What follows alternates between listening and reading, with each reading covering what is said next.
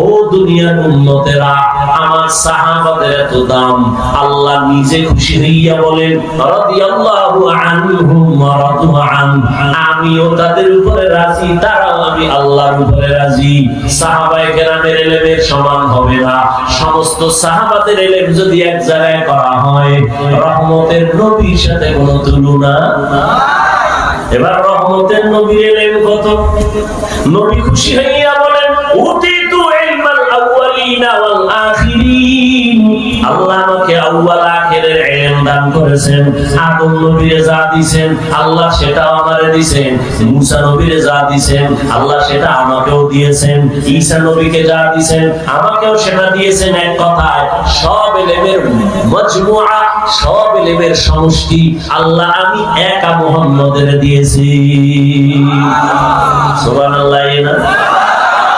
আসবে কেমনে? ফজর পড়েন নাই, জোহর পড়েন নাই, আসর পড়েন নাই, মাগরিব পড়েন নাই, এশা পড়েন নাই, বিড়ি টেনে ঢুকছেন। সুবহানাল্লাহ বলেন। আহা এরে যুবক, কপাল ভালো কিন্তু পুড়িয়া ফেলাইলি নিজ হাতে। ওই আবু জাহাল 13 বছর আমার নবীকে দেখলো, বয়ান শুনলো, কপাল খারাপ, কালেমা পড়লো না। কে? যেই নবীর একবার দেখলে পেটের ক্ষুধা নিবারণ হয়ে যায়। কেমন মায়ার নবী আমার, যেই নবীর ঘাম থেকে মেশকের ঘ্রাণ পাওয়া যায়। ও গো নবীর উম্মতেরা,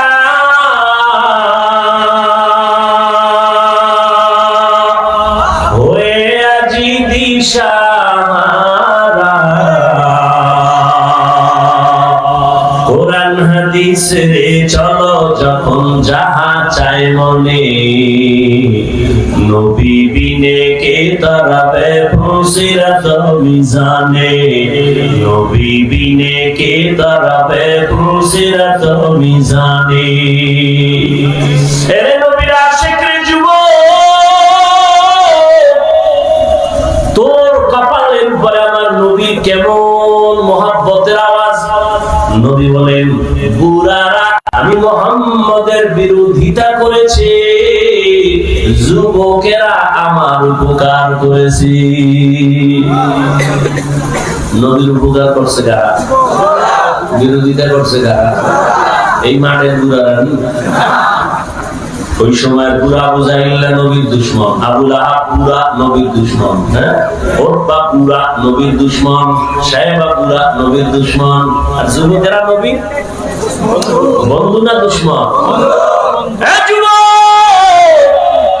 লিখে রাখ, 2 থেকে 300, 400, 500 টাকাও যদি খরচ করা লাগে, একটা পেস্টুন বানাইয়া রাস্তার মোড়ে মোড়ে টানায় দিবি, কথাটা ভুলে যাবি না রে বাবা। আমার জীবনের একটা প্রিয় দাবি তোদের কাছে রেখে যাই যুবকদের। মদিনার নবী বলেন যুবক আমার উপকার করেছে 7 বছর থেকে 11, এর মাঝখানে আমার চাচাতো ভাই হযরত আলী আয়েশা আমার হাতে হাত লাগাইয়া কালেমার পতাকা উত্তীর্ণের শপথ নিল। 11 বছরের হযরত আলী এতদিন ছিল চাচাতো ভাই, এখন হলো সাহাবী, কিছুদিন পরে হবে জামাতা। কি হবে? রহমতের নবী দোয়া করলেন আনা দারুল হিকমা ওয়া আলিয়ুম বাবুহা, আমি মুহাম্মদ হলাম ইলম ও হিকমতের ঘর, আর এই ইলমের ঘরের দরওয়াজা আমার আলী। সুবহানাল্লাহ। মেরা এহসাস গর্দন বেহিসাব, খলকে রাদা দন জওয়াবে বাসওয়া আপনা দারত দোস্তে খলকা জারেরা, নিস্তে ই খসলত একে দিনদারেরা। হযরত আলীর নবী এমন দোয়া দিবেন, আল্লাহ ইলমের ভান্ডার আলীর জন্য খুলে দিবেন। সুবহানাল্লাহ। কেমন ভান্ডার আল্লাহ দিবেন আলীর। হযরত আলী বলেন যুবক ভালো করে লিখে রাখো, অন্তরে ঢুকাও। হযরত আলী বলেন মান আল্লামানি হারফান ইনশাআ বাআ ওয়া ইনশাআ আতাকা, আমাকে একটা অক্ষর যিনি শিক্ষা দিয়েছেন সে আমার মাথার মুকুট, তার মূল্য কত? বলে হযরত আলী বলেন, চাইলে আমাকে গোলাম বানাইও রাখতে পারেন, বিক্রিও করে দিতে পারেন, একটা অক্ষর যিনি শিখাইছেন তার এত মূল্য। বুঝনি রে যুবক বাবা, আজকে মেজাজ দেখাও শিক্ষকের সাথে, আছে না নাই? সাবধান, শিক্ষকের সাথে যারা বেয়াদবি করবি বিচার হবে মরার আগে, মরার পরে না আগে। আল্লাহর কাছে মাপ চাবি, ক্ষমা হবে না। কারণ শিক্ষক যদি ক্ষমা না দেয় আল্লাহ দিবেন না, কারণ এটা বান্দার হক। আমার আব্বা আম্মা হাফিজুর রহমান এটা সাইন শিখাইতে পারে না, দস্তখত শিখাইতে পারে নাই, আব্বা আম্মা কলিজা বিরা দোয়া দিবেন, কিন্তু আমার এই চেয়ার পর্যন্ত মা বাবায় দোয়া দিবেন ঠিক, কিন্তু লেখাপড়া শিখাইতে পারেন নাই। কোরআন হাদিসের কথা বলা যিনি আমারে শিখাইছেন তিনি আমার মাথার মুকুট, যিনি আমাকে মানুষ বানাইছেন তিনি আমার মাথার মুকুট, শিক্ষক উস্তাদ। এর এত মূল্য, এক কথায় তিনি আমারে মানুষ বানায় দিয়েছেন। ওই শিক্ষকের সাথে যারা বেয়াদবি করবা কারণে অকারণে আল্লাহর কসম, আল্লাহর কসম, আল্লাহর কসম, বিচারটা মরার আগেই হবে। মরার পরে না আগে? মেজাজ দেখানোর জায়গা পাও না, মা বাবার সাথে মেজাজ, শিক্ষকের সাথে মেজাজ, আল্লাহ হিদায়াত দান করুন। আর হুজুরে বলেন, লিকুল্লি শাইইন জিনাতুন ফিল ওয়ারা।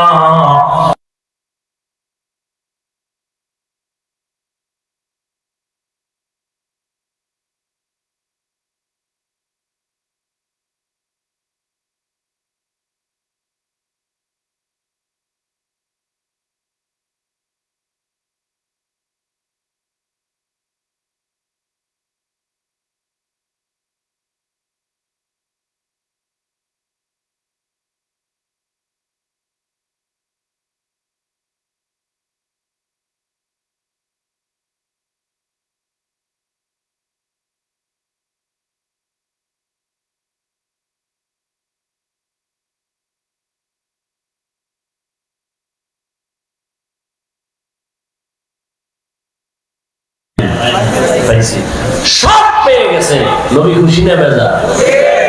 আল্লাহ কি কয় জানেন? নবী আপনি তো মনে করেন অনেক পেয়েছেন, আপনি জানেননি আমি কি পরিমাণ দিছি। মা উতিতুম মিনাল ইলমি ইল্লা কালিলা, আমি ইলমের সাগর থেকে সামান্য পেলাম আপনাকে দিয়েছি। নবীকে সব পাইছি। আল্লাহ কি করে? আল্লাহ জবাব দেন, মোনাজাত দিয়ে দিই। বুঝেন এই কথাগুলো দরকার আছে না না? বুঝেন ভালো করে, খালি আপনি এমনি ভাব,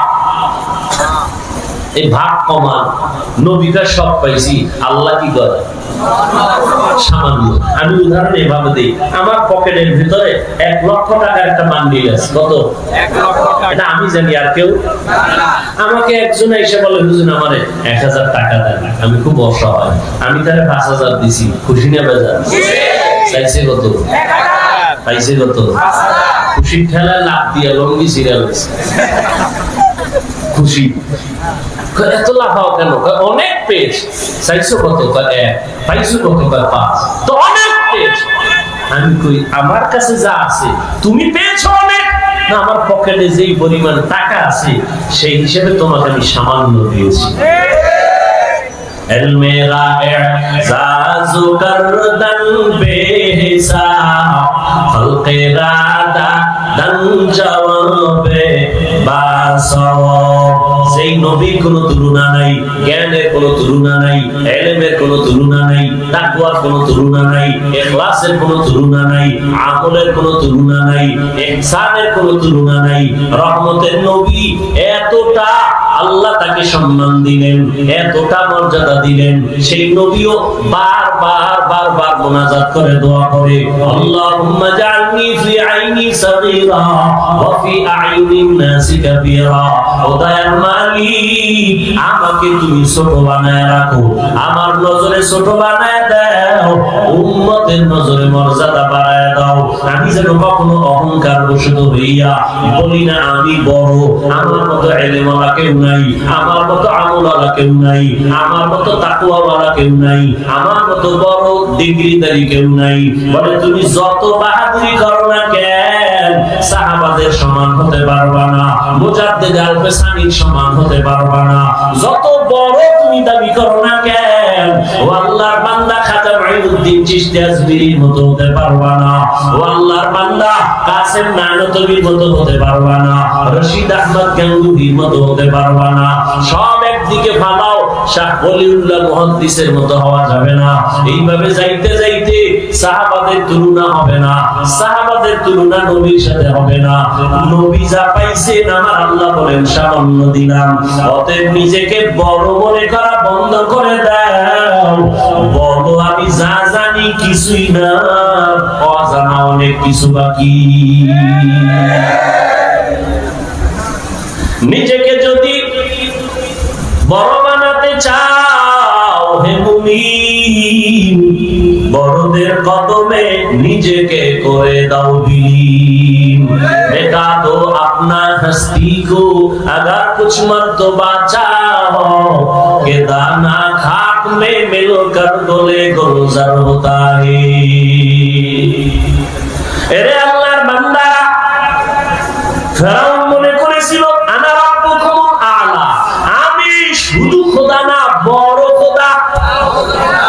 পানির মধ্যে যখন সুবানি খাইছে তখন কয় আমি আসলেই হুদা।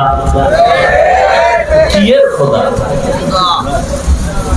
নমরুদ মনে করেছিল আমি সব থেকে বড়। মশা যখন ঢুকছে পায়ের জুতা সান কপালে লেগে গেছে। ঠিক নেই? আহা, ঘটনা কখন শোনাবো? শুনেই না। ওমর ফারুক রাদিয়াল্লাহু তাআলা আনহু, খেলাফত চলতেছে ওমরের। অর্থ মন্ত্রণালয়ের দায়িত্ব বাইতুল মালের জিম্মাদার তখন বানায় দিলেন আবু উবাইদা ইবনুল জাররাহ রাদিয়াল্লাহু তাআলা আনহুকে। তিনি বাইতুল মালের জিম্মাদার, ওমরের খেলাফত চলতেছে। একদিন ঈদ আসছে, ঈদের আগের দিন বিবি সাহেবা বললেন, ও খলিফাতুল মুসলিমিন, বাইতুল মাল থেকে অগ্রিম বেতন নিয়ে আসেন, কেনাকাটা লাগবে। যদি আপনার আমার লাগবে না, সন্তানের লাগবে, টাকা দরকার। ও চিঠি লিখলেন আবু উবাইদা ইবনুল জাররাহ রাদিয়াল্লাহু আনহুর কাছে চিঠি লিখলেন, আমার অগ্রিম বেতন এক মাসের দিয়ে দাও। আবু উবাইদা ইবনুল জাররাহ চিঠি পাইয়া কান্না শুরু করলেন। তিনি আবার পাল্টা চিঠি লিখলেন ওমর ফারুক খলিফাতুল মুসলিমিনের কাছে, খলিফাতুল মুসলিমিন, আপনার বেতনটা আমি অগ্রিম দিব। আমার দুইটা প্রশ্নের জবাব আগে দিতে হবে।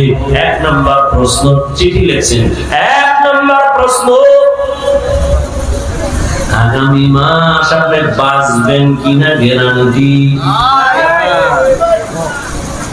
হরকে দাওয়াত খৌফে হতো দর্দি মদানম, জান্নাতুল মাওয়া দেহত পুরা মাকাম। আল্লাহর ভয়, তাকওয়া, আল্লাহর ভয়, তাকওয়া। আবু উবাইদা ইবনুল জাররাহ লিখলেন, অগ্রিম এক মাসে বেতন যে চাইলেন আমাকে জবাব দেন, আগামী এক মাস আপনি বাঁচবেন তার গ্যারান্টি আসেনি? কথা বলেন না কেন? বুঝেন আমার কথা? বুঝেন? কয় প্রশ্ন কয়টা করছে? দ্বিতীয় প্রশ্ন, আপনি খেলাফতে আজকে আছেন, রাষ্ট্র পরিচালনার দায়িত্বে আপনি যে আজকে আছেন, আগামী মাসে জনগণ আপনাকে রাখবেনি? আপনি যখন ক্ষমতায় বসে আছেন, আগামী মাস পর্যন্ত ক্ষমতায় পাবলিক আমলে রাখবেনি না হেলিকপ্টারে ভাড়ায় দিবেন? কি হায় হায় হায়, বড় কঠিন। দুই প্রশ্নের জবাব আপনি দিবেন। ওমর চিঠি পাইয়া হাউমাউ করে কান্না শুরু করলেন আর দোয়া করলেন, হে মালিক, আবু উবাইদা ইবনুল জাররাহ মাকাম বাড়ায় দাও। এর নাম কি? তাকওয়া। এত বয়ান, এত বয়ান, এত বয়ান, এত বয়ান, তাবলীগওয়ালাদের বয়ান, পীর সাহেবদের বয়ান। ও যুবক, ভালো করে মনে রাখি, ওরে যুবক, লাইনে বেলাইনে তো কম দৌড়াইলি না রে বাবা, রং বেরঙের ঘোড়া দৌড়াইলি জীবনে। যত বন্ধু বান্ধব পাইছো শুনেলা ওই কথা যেটা লিখতে কইছি, মনে আছে? রাস্তার মোড়ে মোড়ে টানাবি।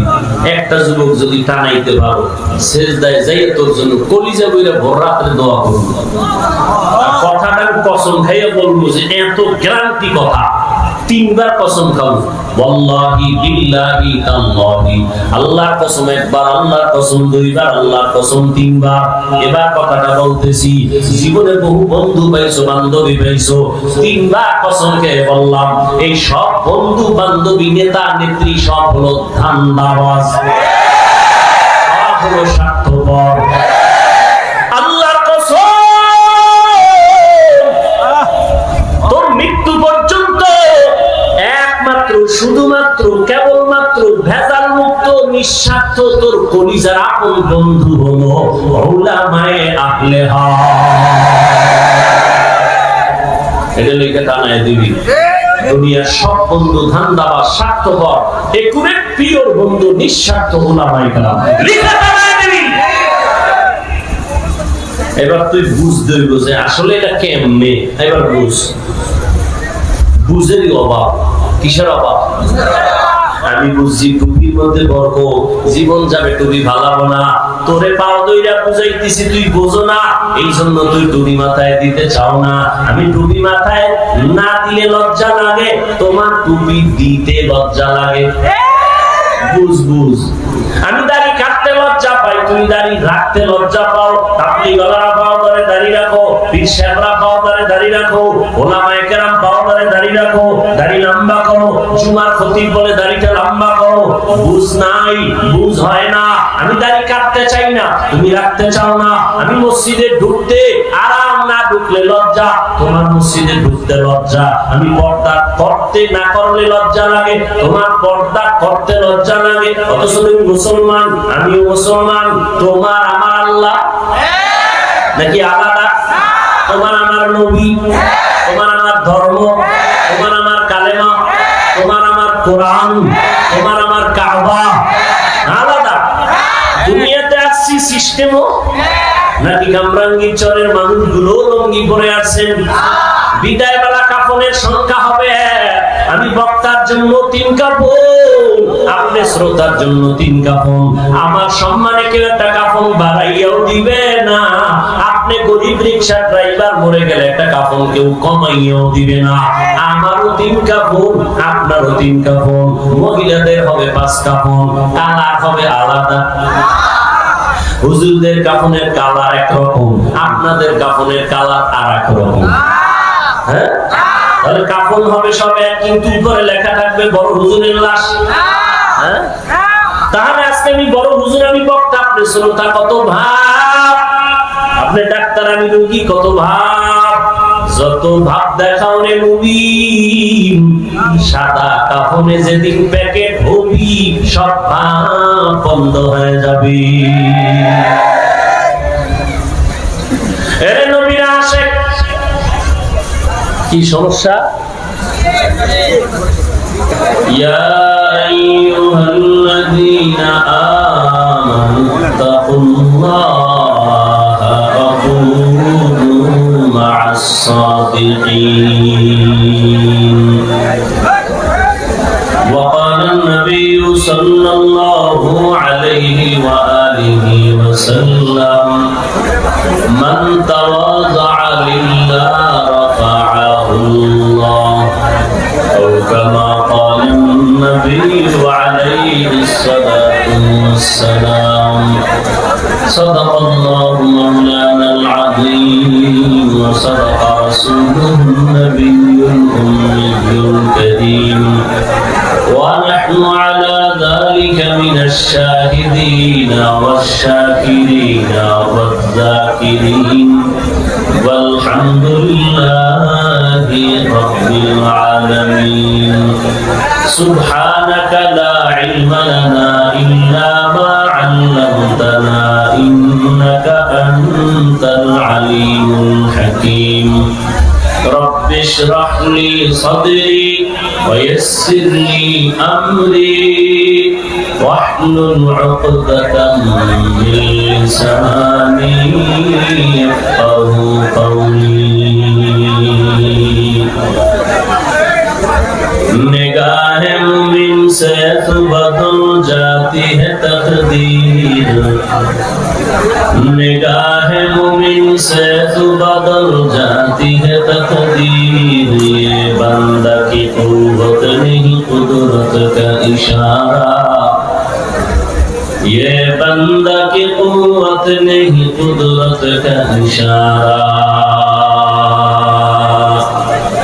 ऐ मर्द खिरत तरक मासी की ज़रूरत ऐ मर्द खिरत तरक मासी की ज़रूरत अब सोहबत सालिह की सवा कोई नहीं चारा अब सोहबत सालिह की सवा कोई नहीं चारा मरदूद है पीछे हमें खबर नहीं लेकिन मरदूद है पीछे हमें खबर नहीं लेकिन एक वक्त में हालात जो अमाल है सारा एक वक्त में हालात जो अमाल है सारा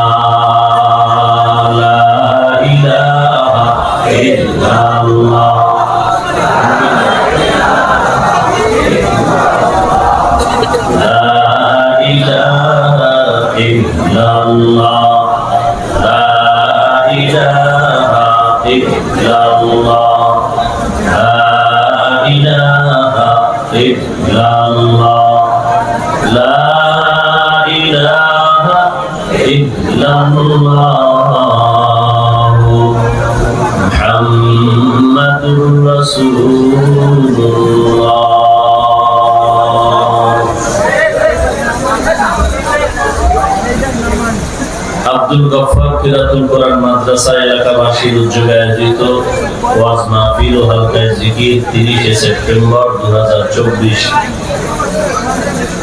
মহতি এ মাহফিলে উপস্থিত মুহতারাম সম্মানিত সভাপতি প্রধান অতিথি বিশেষ অতিথি বৃন্দ হযরত উলামায়ে কেরাম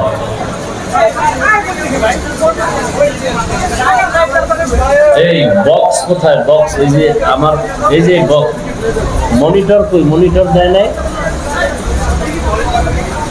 এনা ঠিকঠাক ওঠে থাকে মনিটর দিছে কোথায় না দেয় নাই পিছনে দিলে আওয়াজ দাও এই রহমত ভাই সব বাড়াই দাও সব ভলিউম ফুল করে দাও ভলিউম ফুল করে দাও আল্লাহ পাকের দরবারে শুকর যে আল্লাহ রাব্বুল আলামিন এই ফিতনার যুগে হাজার লাখো মানুষের মধ্য থেকে বাছাই করে পৃথিবীর শ্রেষ্ঠ মজলিস উলামায়ে আহলে হকের মজলিস গুনাহ মাফের মজলিস তওবা কবুলের মজলিসে আল্লাহ পাক আমাদেরকে দীর্ঘ সময় ধৈর্যের সাথে আশা বসার তৌফিক দান করেছেন নিয়ামতের শুকর আদায়ার্থে ঈমানের আওয়াজকে উঁচু করে মুহাব্বতে জবান খুলে পড়ি আলহামদুলিল্লাহ درود و سلام سید المرسلین رحمت للعالمین شفیع المذنبین خاتم النبیین سید الثقلین امام المرسلین شفیع اعظم رسول اکرم رحمت عالم نبی العرب العظام حبیب کبریا اشرف الانبیاء سید الانبیاء شفیع محشر ساقی کوثر آقا انعامدار مدینہ کا تاجدار آفتاب نبوت فخر موجودات سید المخلوقات حضرت محمد رسول اللہ صلی اللہ علیہ وآلہ وسلم সর্বোপরি শুকর যাদের অক্লান্ত পরিশ্রমের মাধ্যমে আজ সুন্দর আয়োজন, সময়, পরামর্শ, অর্থ দিয়ে দোয়া করে উপস্থিত হয়ে সার্বিক সহযোগিতা যারা করেছেন, এলাকার যুবক, বৃদ্ধ, ব্যবসায়ী, শ্রমিক, চাকরিজীবী, বিভিন্ন শ্রেণী পেশার মানুষ, উলামায়ে কেরাম, আইম্মায়ে মাসাজিদ, মাদ্রাসা কর্তৃপক্ষ, প্রত্যেককেই আল্লাহ পাক এই খিদমতের বরকতে দুনিয়াতে শান্তি, পরকালে মুক্তির ব্যবস্থা করে দিন। দীর্ঘ সময় হযরত উলামায়ে কেরাম কোরআন সুন্নাহ ভিত্তিক দিক নির্দেশনামূলক আলোচনা রেখেছেন। উলামায়ে কেরামদের কথা আমাদেরকে সহি তরিকায় আমল করার তৌফিক দান করেন।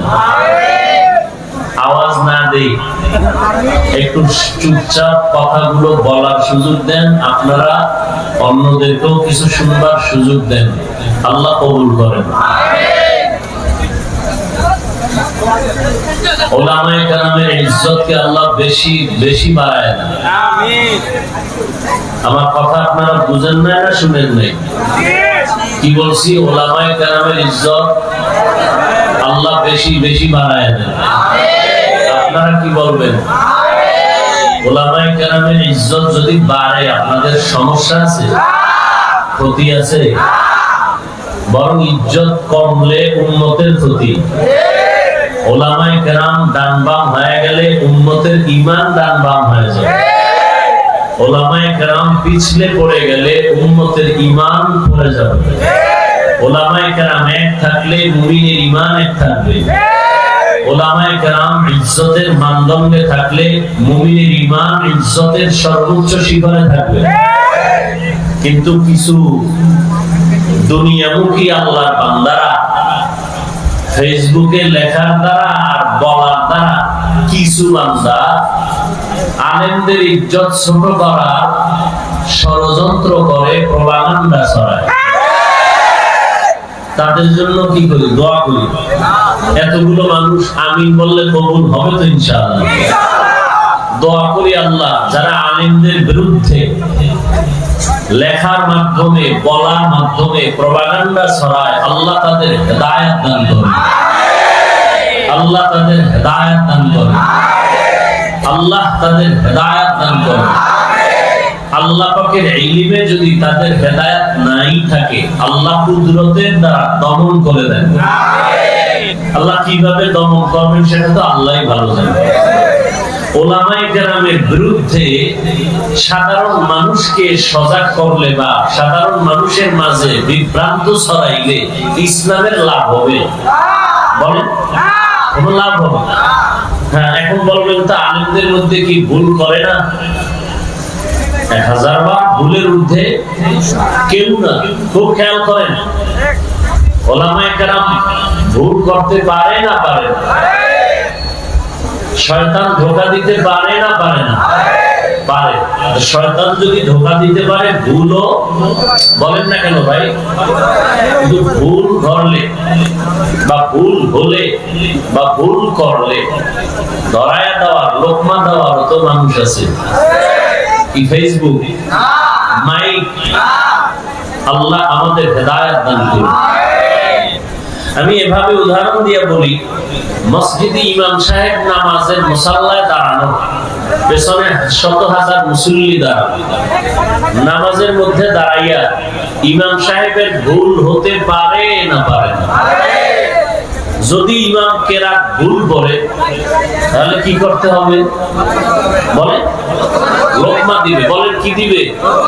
লোকমা দিবে। তো লোকমা দিবে। লোকমা যদি চায়ের দোকান মসজিদের পাশে আছে না নাই, ইমাম সাহেব বক্সে কেরাত করতেছেন, কেরাতের আওয়াজ চায়ের দোকানওয়ালা শুনতেছেন, ওখানে যারা দোকানে বসে আছে নামাজ পড়ে না তারাও শুনতেছে। ইমাম যে আলহামদুলিল্লাহ কথার কথা ভুল করতেছে এটাও শোনা যাচ্ছে। শুইনে যদি চায়ের দোকানওয়ালা লোকমা দেয় হবে? যদি লোকমা দেয়, দেওয়াও জায়েজ নেই। আর ওই দোকানওয়ালার লোকমা ইমাম সাহেব নিলেও জায়েজ হবে না। তাহলে লোকমা দিতে হবে, ইমাম লোকমা নিবেন, দেওয়ারও লাইন আছে, নেওয়ারও। নামাজের ভেতরে যে আছেন সে লোকমা দিবেন, তো নামাজের মধ্যে তো শত হাজার মানুষ, কে দিবেন? ইমামের পেছনে একজন আলেম দাঁড়াবেন, বিচক্ষণ বুদ্ধিমান ব্যক্তি, অন্তত কোরআন বুঝে, কোরআনের ইলম আছে, সে লোকমা দেওয়ার অধিকার বেশি। বুঝাইতে পারছি? তাহলে আলেমরা ভুল করলে লোকমা দিবেন আলেম। এই জন্য আমরা উপর দিয়ে দেখলে সইতে পারি না। আল্লাহকে আমি তো ভিতরের খবরটা জানি, আমি ওইভাবেই বিচারের আওতায় নিয়ে আসি। তো বলতেছিলাম, আমি স্টেজে উঠতেছি, পেছনে মানুষ আছে না নেই? সবাই হাত বাড়াইছে, আমার সাথে হাত মিলাবে। খুব বুঝেন কিন্তু, কি মিলাবে? মুসাফা করো। এটা কি দুশ্মনী না মহব্বত? এখন যদি এইরকম স্টেজে উঠার সময় দুই পাশে অনেক আল্লাহর বান্দারা দাঁড়ানো থাকেন, আমি যদি এভাবে মুসাফা একজনের সাথে করি, তো সবার সাথে করতে হবে না? তাহলে শত ব্যক্তির সাথে যদি আমি মুসাফা করি, তাহলে আমার সিরিয়াল, আমার নিয়ম ঠিক রাখা সম্ভব হবে? স্টেজ পর্যন্ত হবে না। কিন্তু এটাকেও অনেকে বিভিন্ন ভাবে দেখছি, এটাকে কাট করে ভিডিও করে মানুষের কাছে প্রপাগান্ডা ছড়ায়। হুজুর অহংকারের সাথে হাত বাড়ায় না, এত মানুষ হাত বাড়াইলো, হুজুর মুসাফা করলেন না। আর কিছু মানুষ মুসাফা করে, হাত বাড়ায় শুধু ছবি তোলার জন্য। মোবাইলে কি জন্য? আল্লাহর জাতের কসম, ছবি তোলার জন্য হাত বাড়ায় মুসাফা করলে ছবি হবে, সওয়াব হবে না। আর আমিও ওয়াদা করছি, ছবির জন্য যারা হাত বাড়ায় মুসাফা করবে, আমি টের পাইলেও হাত বাড়ায় দিব না। এটা আমার ওয়াদা। থাকে পক্ষে এটা ভুলে, কিন্তু জানা সত্ত্বে দিব না যে আমি মুসাফা করলে ছবি তুলবে। এটা যদি আমি টের পাই, আমি হাত বাড়াবো না। বুঝাইতে পারছি? নাম্বার 3, বাংলাদেশের ভেতরে, এই কথাটা একটু ভালো করে খেয়াল করুন। বাংলাদেশের মধ্যে আমি বান্দা, শুকর আদায়ের স্বার্থে বলতেছি, আপনাদেরকে বুঝাবার জন্য বলতেছি। প্রপাগান্ডা যারা ছড়ায়, না বুঝে ছড়ায়, হিংসার বশীভূত হয়ে ছড়ায়, আমি বান্দা এবং বাংলাদেশের দ্বিতীয় যারা আমার মাথার মুকুট চরমনের হযরতরা সারা বাংলাদেশের তৃতীয় কোন, চতুর্থ, পঞ্চম কোন ব্যক্তি নাই যে দীর্ঘ টাইম কষ্ট করে বয়ান করে হাজার হাজার মানুষের সাথে মুনাজাতের পরে মুসাফা করে। আর কেউ নেই। চরমনের হযরতরা করে, আমি কষ্ট হলেও মুনাজাতের পরে হাজার হাজার মানুষের সাথে মুসাফা করি। এগুলো দেখেন না? স্টেজে উঠতে শত শত মানুষ হাত বাড়াবে, একজন একটা ধরলে সবারটা ধরতে হবে, না ধরলে ঝামেলা, ধরলেও বিপদ। এটা ধরলে হাজার হাজার মানুষ বয়ান করতেছে, কি কষ্ট। এরপরে আবার দীর্ঘ টাইম বসে থেকে সবার সাথে মুসাফা করার চেষ্টা করি। এটা দেখেন না? এটা প্রচার করেন না কেন? এই গুণটা বলেন না কেন? দোষটা বলেন কেন? আল্লাহ সব ভাইকে হেদায়েতের দৌলত দান করেন। যাই হোক, তো দোয়া করলাম উলামায়ে কেরামের ইজ্জত বেশি বেশি বাড়া দরকার। কেন? কিয়ামতের আগ মুহূর্ত পর্যন্ত এই জমিনে এক সেকেন্ডের জন্য আর নবীজি আসবেন না। আসবেন? মাঝে মাঝে কামরায় মির্জার বড় মসজিদে আসবেন, নবী আসবেন? আসবেন না। আবু বকর, ওমর, ওসমান, আলী সহ কোন সাহাবায়ে কেরাম আসবেন? কিয়ামত পর্যন্ত কোন আইম্মায়ে কেরাম আসবেন? ইমাম আবু হানিফা, ইমাম আহমদ বিন হাম্বল, ইমাম মালিক, ইমাম শাফিঈ রাহিমাহুল্লাহ কেউ আসবেন না। ইমাম বুখারী, ইমাম মুসলিম, ইমাম তিরমিজি কেউ? আউলিয়া কেরামদের মুরব্বি বড় বড় যারা, মুজাদ্দিদ আল-ফিসানি, বরপীর আব্দুল কাদের জিলানী, এরকম খাজা মুঈনুদ্দিন চিশতি আজমিরি কেউ আসবেন? তো কিয়ামত পর্যন্ত এই উম্মত জান্নাতের পথে চলবে না। আপনারা চলবেন না? যত অন্যায় করি টার্গেট জান্নাতে যাব। সবাই তো ইনশাআল্লাহ একমত। কিন্তু জান্নাতের পথ করি, জান্নাতের পথ তো আছে সহজ এবং সঠিক এক পথ, কিন্তু আঙ্গুল ধাক্কা ধাক্কিতে পথ বহুত হয়ে গেছে। কেউ বলে কবরে সিজদা দাও, এটাই জান্নাতের শান্তির পথ। কেউ বলে দাড়ি কাটো, মদ পান করো, এটাই শান্তির পথ। তাহলে এইরকম পথ হতে হতে অনেক পথ। সঠিক পথের সন্ধান আছে নিরেট ভাবে কোরআন হাদিসে। কোথায় বলেন, কোথায়? কিন্তু কপাল খারাপ, কোরআন হাদিসের আরবি বুঝেন না, পড়তেও পারেন না। এখন কি করবেন? জান্নাতে যাব, পথ চিনি না, পথ আছে কোথায়? কোরআন হাদিসে। কোরআন হাদিস পড়তে পারেন না, এখন কি করবেন? নবীও আসবেন না বুঝাইতে, আবু বকর রাদিয়াল্লাহু আনহু আসবেন না, কোন সাহাবায়ে কেরাম আসবেন না, তাবেঈন আসবেন না, তাবেঈন আসবেন না, উলামায়ে মুতাকাদ্দিমিন আসবেন না, বড় বড় আউলিয়ায়ে কেরাম আসবেন না। এখন জান্নাতে যাব, এটা পাই না। জান্নাতের সঠিক পথ আমার দরকার, এটাও আমি চাই। সঠিক পথ আছে কোরআন হাদিসে, কিন্তু কোরআনও পড়তে জানি না, আরবি হাদিসেরও আরবি বুঝি না। এখন উপায় কি? স্থায়ী সমাধান একমাত্র উপায়, কিয়ামত পর্যন্ত এই জাতি উলামায়ে কেরামের অনুসরণ করতে হবে। কোরআন সুন্নাহর আলোকে উলামায়ে কেরামকে মেনে চলতে হবে। যারা আলেমকে মানবে না, ফাসারাত দুনিয়া ওয়াল আখিরা, দুনিয়াও বরবাদ, আখিরাতও বরবাদ। এজন্য ইতিহাস আপনারা জানেন, রহমতের নবী, শেষ নবী, শ্রেষ্ঠ নবী। আমার নবী যেমন শেষ নবী, তেমন কথা বলুন না কেন? শ্রেষ্ঠ নবী না হলে শেষ নবী হতে পারে না, শেষ নবী না হলে শ্রেষ্ঠ নবী হতে পারে না। কিন্তু একজন আল্লাহর বান্দা, তিনি আর্টিকেল লিখেছেন, নাম বলবো না, অনেক শিক্ষিত লোকেরা তার নাম জানে, চিনে। তিনি লিখেছেন, নবীকে শেষ নবী হিসেবে শ্রেষ্ঠ নবী বলা মিথ্যা, নবীকে শ্রেষ্ঠ বলা যাবে না। ওই লোকটা মূলত কোরআন মানে, হাদিস মানে না, আহলে কোরআনের। আল্লাহ হেদায়েত দান করুন। তো শেষ নবী না হলে শ্রেষ্ঠ নবী হতে পারেন না, শ্রেষ্ঠ নবী না হলে শেষ নবী হতে, এটা ভিন্ন আলোচনা। সেই শেষ নবী, শ্রেষ্ঠ নবী মক্কা নগরীতে আছেন কোন এক বছরের রবিউল আউয়ালে অথবা অন্য মাসে। 63 বছর হায়াত শেষ করে আবার নবী চলে গেলেন। আসা এবং যাওয়ার দিন সোমবার। কিবা নবী এসেছেন সুবহে সাদিকের সময়। রাসূলের ইন্তেকাল হয়েছে 63 বছর পরে, চাশতের সময়, জোহরের আগে, সোমবার। কিন্তু রাসূলের দাফন হয়েছে বুধবার দিন গিয়া তাহাজ্জুদের সময় রাতে। নবীজি আসলেন মক্কা নগরীতে। মক্কা নগরীর অবস্থা তখন কি ছিল আপনারা সবাই জানেন। জাহেলি যুগ, খারাপ ছিল। কত খারাপ! পৃথিবীর কোথাও এই পরিমাণ খারাপ মানুষ কোথাও ছিল না। মক্কার মানুষ যেই পরিমাণ খারাপ, প্রশ্ন বড় কঠিন। কামরাঙ্গীর চর, হাফিজ হুজুর রহমাতুল্লাহ আলাইহির প্রতিষ্ঠিত ফুলের বাগান, কথা ঠিক না? এখান থেকে কত ফুটন্ত গোলাপ গ্রাম ছড়িয়েছে গোটা বিশ্বময়, কথা ঠিক? আল্লাহ পাক আমাদের আকাবিরিনদের উজ্জ্বল নক্ষত্র হাফিজ হুজুরের মাকাম আল্লাহ পাক জান্নাতে আরো বাড়ায় দেন। তার রেখে যাওয়া সাজানো এই বাগানকে আল্লাহ আরো বেশি ছড়ায় দেন। আল্লাহ। আচ্ছা, মাদ্রাসার পাশে কারো বাড়ি ঘর আছে না নাই?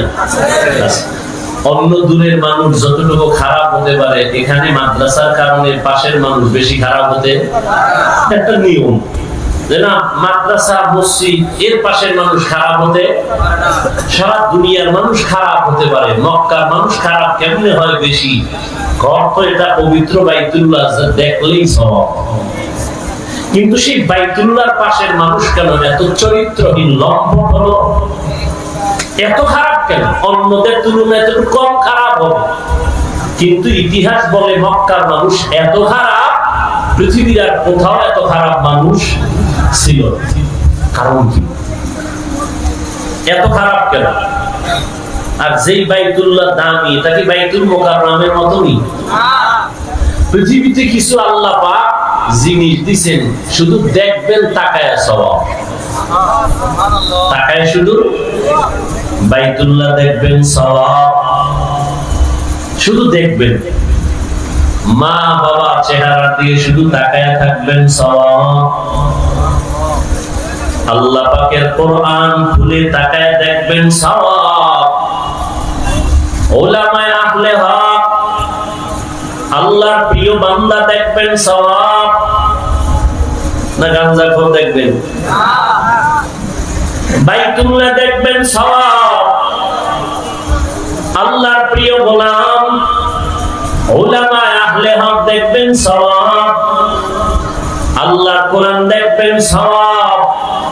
মা বাবা দিয়ে তাকাবেন সওয়াব। এত দামি একটা ঘর আল্লাহ জমিন বানায়া আর কোন বাসিন্দা এখনো বানান নাই। প্রথমে আল্লাহ একটা ঘর বানাইলেন বাইতুল্লাহ।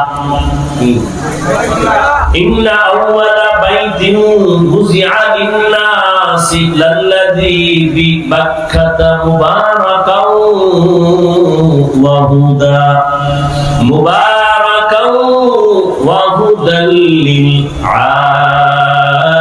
আলামিন।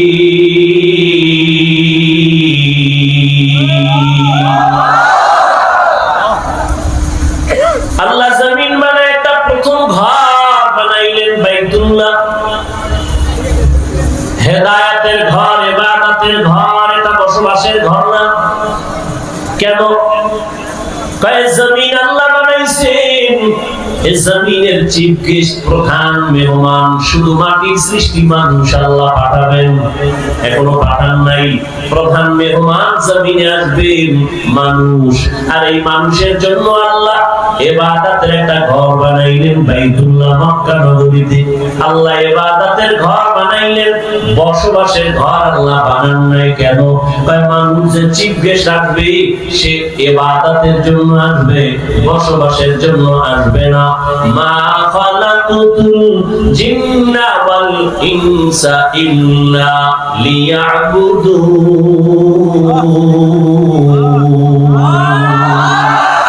মা খালাকুতুল জিন্না ওয়াল ইনসি বাখাজুজ ইবাদাত নিস্তে মাকসুদ আজ্জাহা। মানুষ আসবে কি জন্য? ইবাদতের জন্য। এজন্য ইবাদতের ঘরটা আগে বানায় দিয়েছেন বাইতুল্লাহ। তো মানুষ দুনিয়াতে আসবে ইবাদতের জন্য, বসবাস করবে কই? আল্লাহ বলেন আমার জমিনের চিফ গেস্ট মানুষ, আওলাদে আদম। আমি আল্লাহ মানুষ ইবাদতের জন্য পাঠাইলাম। এরা দুনিয়ায় গিয়া করবে আমি আল্লাহর ইবাদত, আর এরা বসবাস করবে যেখানে বানায় রাখছি আমি আল্লাহ জান্নাত। দুনিয়া ইবাদত, বসবাস কই? মরার আগে না পরে? মরার পরে। ওই জান্নাতটা এখান থেকে খরিদ করে নিতে হবে। এখান থেকে আল্লাহ আমাদের সবাইকে জান্নাত খরিদ করার তৌফিক দান করেন। খরিদ করতে হলে টাকা লাগবে, হ্যাঁ কিছু লাগবে তো, এমনি ভাইবেন। ইন্নাল্লাহ আশতারা মিনাল মুমিনিনা আনফুসাহুম ওয়া আমওয়ালাহুম বিআন্না লাহুমুল জান্নাহ।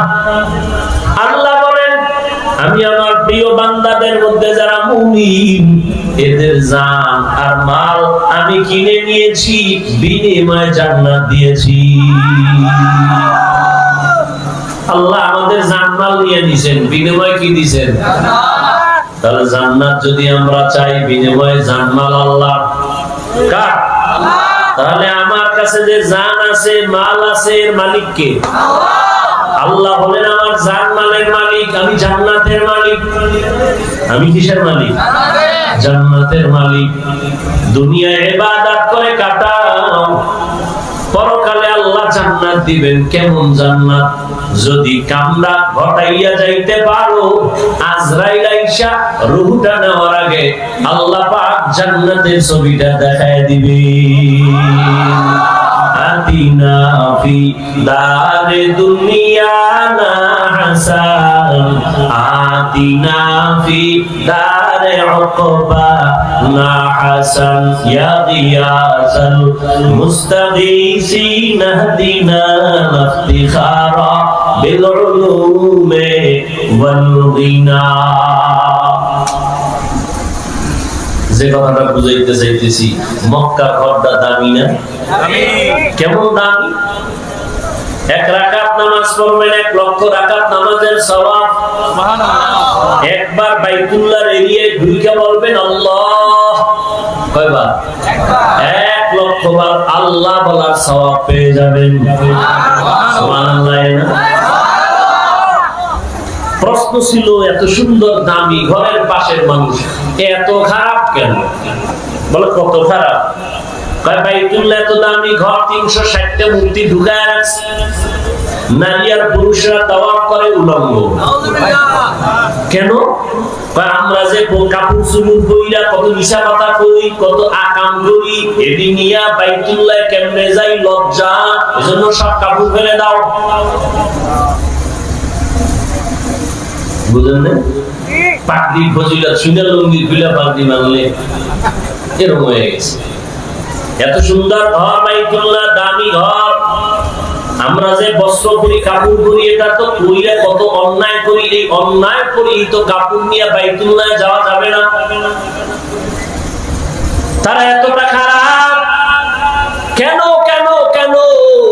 এই সংক্ষেপ জবাব হলো, এই মানুষগুলো খারাপ হওয়ার পেছনে একমাত্র কারণ তাদের কোনো মুরব্বি নাই। মুরব্বি নাই। মুরব্বির দরকার আছে না? ছেলে লেখাপড়া কইরা শিক্ষিত কুলাঙ্গা, কি শিক্ষিত ছেলে লেখাপড়া কইরা এখন বন্ধু আর বান্ধবীর অভাব নাই। বিয়ে পাস করার আগে বিয়া পাস হয়ে গেছে। বিয়ে পাস হওয়ার আগে কি বিয়া পাস হয়ে গেছে। বন্ধুর সাথে লাইন করে একটা মেয়েকে চয়েস করে ফেললো। মেয়েটাকে বন্ধু বান্ধব নিয়ে দেখতে গেল মেয়ের বাবা বাড়ি, আপন মা বাবাকে জানায় না। মুরব্বি এগো জিগাইয়ার কি হবে? আমার আব্বা আম্মা দস্তবাদ দিতে পারে না, মূর্খ। আমি তো শিক্ষিত সন্তান। ওই মূর্খ মা বাবারে জিজ্ঞাসা করে কোনো লাভ হবে না। কিন্তু মুরব্বির দোয়া তোমাকে এই পর্যন্ত নিয়ে আসি। हकीकत से तो दुनिया बेखबर है, दुनिया की नुमाइश पर नजर है। नमी गुयम के आज दुनिया जुदा बाश, बहर कारी के बाशी बा खुदावाश। मुरब्बी লাগবে নি? আল্লাহ কর লাগবে, আপনি লাগবে না পাইলেন কই? শুরুতেই কিন্তু বলছি, নবী আসবেন না, সাহাবায়ে কেরাম আসবেন না, আসবেন। তাহলে জান্নাতের পথ কেমনে চিনব? আমি তো কোরআনও পড়তে পারি না, আলহামদুও পারি না, বিসমিল্লাহও পারি না, ওযুর দোয়াও পারি না, সালামটা পারি না। কপাল এত খারাপ, সালাম দিতে পারে না। বিয়ে পাস, আইয়ে পাস, সালাম আসসালামু আলাইকুম, এই দুইটা শব্দ শিখতে কি মাদ্রাসায় যাওয়া লাগে? এই শব্দটা শুদ্ধ করে পারে না। দুনিয়ার সব পারে, আসসালামু আলাইকুম পারে না। সালাম দে স্টাইল করে সালামাইকুম, মানে তোর উপরে আল্লাহ লানত গজব। এবার ঘুরে একা ওয়ালাইকুম, তোর উপরেও। কপাল বড় খারাপ, কোরআন হাদিস বুঝবে দূরের কথা, আসসালামু আলাইকুম বলতে পারে না। আবার নাস্তিক একটা ঢাকার শহরে বয়া আওয়াজ দেয়, শুদ্ধ কইরা সালাম দেওয়া জঙ্গির পরিচয়। আরো জোরে, জিন্দেগি মে বন্দগি তু কর নাহি, जिंदगी में बंदगी तू कर नहीं, जिंदगी में बंदगी शर्मिंदा है, जिंदगी में बंदगी शर्मिंदा है। একজনে আলেমের বিরুদ্ধে লেখছে, ভালো করছে না খারাপ? এই লেখাটা পাইয়া যে খুশি ও খারাপ, ও কি লেখা যে অন্যায় হইল, যে লেখা পাইয়া খুশি তারও সেই একই অন্যায় হবে। আল্লাহ হেদায়েত দান করুন। दुनिया में हो दुनिया का तलबगार न हो, बाजार से गुजर हो खरीदार न हो, ये दुनिया एक मिसल कागज फूल है, ये दुनिया एक मिसल कागज फूल है, जिंदगी में बंदगी तू कर नहीं, जिंदगी में बंदगी तू कर नहीं, जिंदगी बे बंदगी शर्मिंदा है, जिंदगी बे बंदगी शर्मिंदा है। কি কথাটা বলতেছিলাম মনে আছে কি?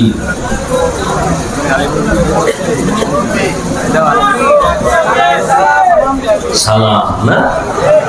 তো যে কথা বলতেছিলাম, সালাম যে পারে না সে কোরআন বুঝবে কেমনে, হাদিস বুঝবে কেমনে?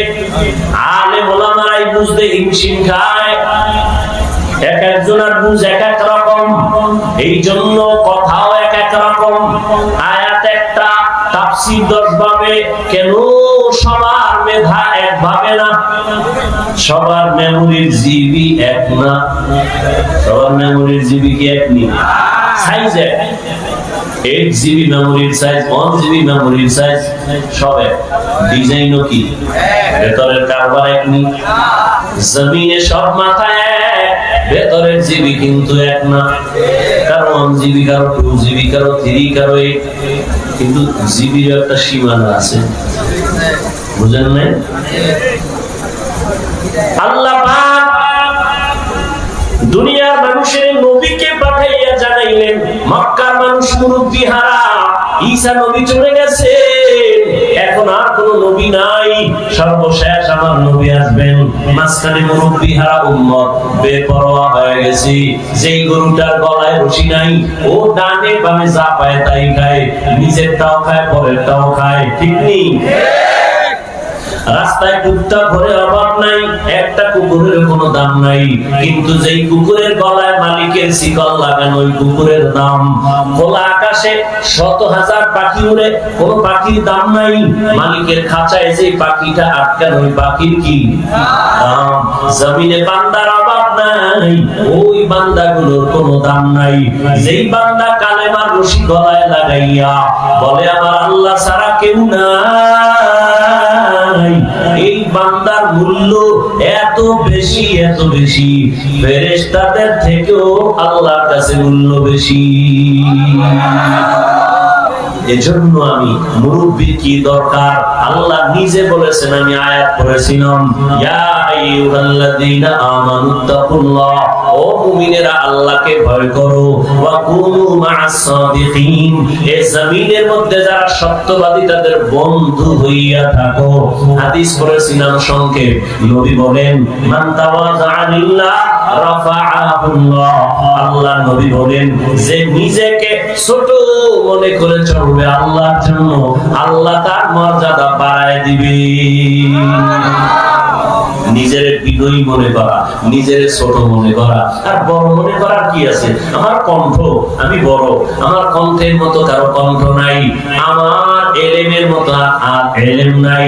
বলে তোমার এলেম কত? মাপ দিছনি, মাপ দিয়া দেখো কয় কেজি হবে।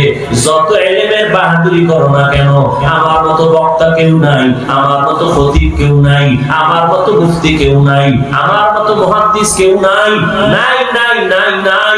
আনা খায়রুম মিনহু, আমি তার চেয়ে ভালো, আমি তার চেয়ে ভালো, আমি তার চেয়ে ভালো। এ শয়তানের স্লোগান, এটা মুমিনের স্লোগান হতে পারে না। তুমি কত ভালো, কত বড়। বড় বড় যতই বলি, আমি আল্লাহর কসম খেয়ে বলি, যত বড় মুহাদ্দিস দাবি করি না কেন, শাহ ওলিউল্লাহ মুহাদ্দিসের সমতুল্য হতে পারবে না। যত বড় খতিব দাবি করি না কেন, খতিবে আজম সিদ্দিক আহমদ রাহমাতুল্লাহ আলাইহি 1000 ভাগের 1 ভাগ হওয়া যাবে না। ঠিক। এরে আল্লাহর গোলাম, সব উলামায়ে কেরামের ইলম যদি এক জায়গায় ওজন দেওয়া হয়, সাহাবায়ে কেরামের সমান হবে নি? হবে? আসহাবী কান নুজুম, রহমতের নবী বলেন, আমার এক একটা সাহাবীর দাম কত জানো? আকাশের নক্ষত্রের সমতুল্য। আমি মুহাম্মদের আদর্শটাও যেমন সুন্নাত, আমার সাহাবাদের আদর্শটাও তেমন সুন্নাত।